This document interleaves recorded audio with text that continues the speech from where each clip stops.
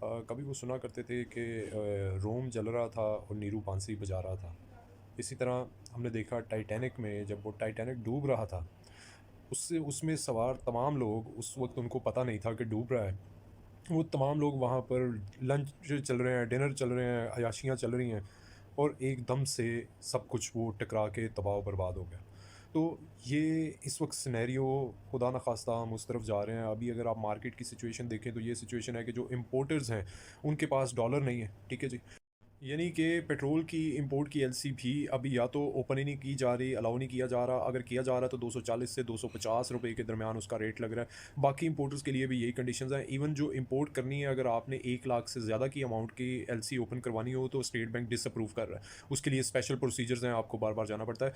इसी तरह एक्सपोर्टर्स परेशान है कि एक्सपोर्टर्स के लिए मार्जिन कंडीशंस वो कम की जा रही हैं। आज स्टेट बैंक ने और दूसरे बैंक्स ने एक्सपोर्टर्स को जो एल टी एफ एफ और दूसरा टर्म फाइनेंस लोन है, वो जो स्पेशल लोन्स हैं, वो देने बंद कर दिए हैं। उन्होंने कहा जी कि हमारे पास पैसा ही नहीं है, और स्टेट बैंक ने हमें अलाउ नहीं किया।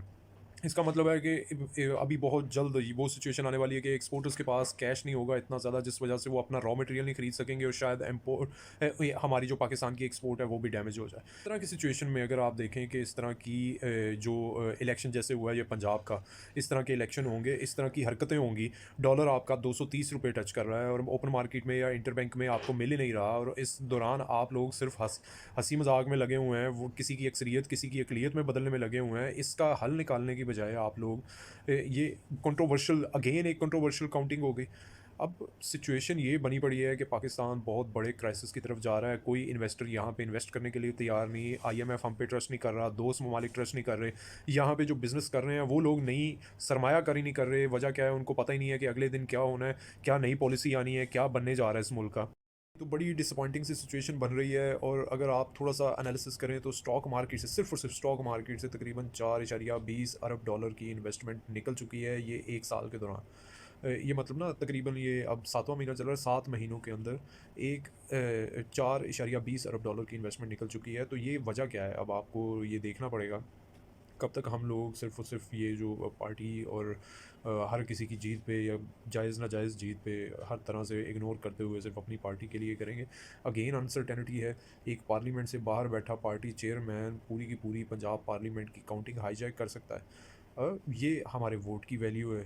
हमारे मुल्क की वैल्यू ये हुई हुई है कि पूरी दुनिया हमें डिफ़ॉल्टर करार दे चुकी है, और हमें अपना डिफ़ॉल्ट वाला ऑफिशियल लेटर रोकने के लिए नए कर्ज़े लेने की ज़रूरत।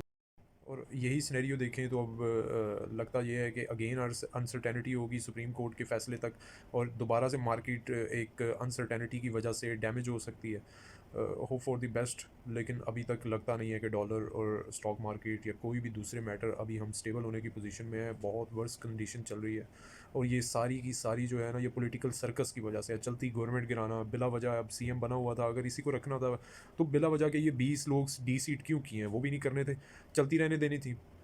अभी भी तो नाजायज़ तरीके से, ये जायज़ नाजायज़ सारे तरीकों से ही वो कर रहे हैं, तो उस वक़्त भी किसने एतराज़ करना था? लेकिन कम से कम स्टेबिलिटी तो होती है। अगर हमज़ा को सीएम रखना था, तो ये अनस्टेबिलिटी अनसर्टेनिटी डैमेज कर रही है।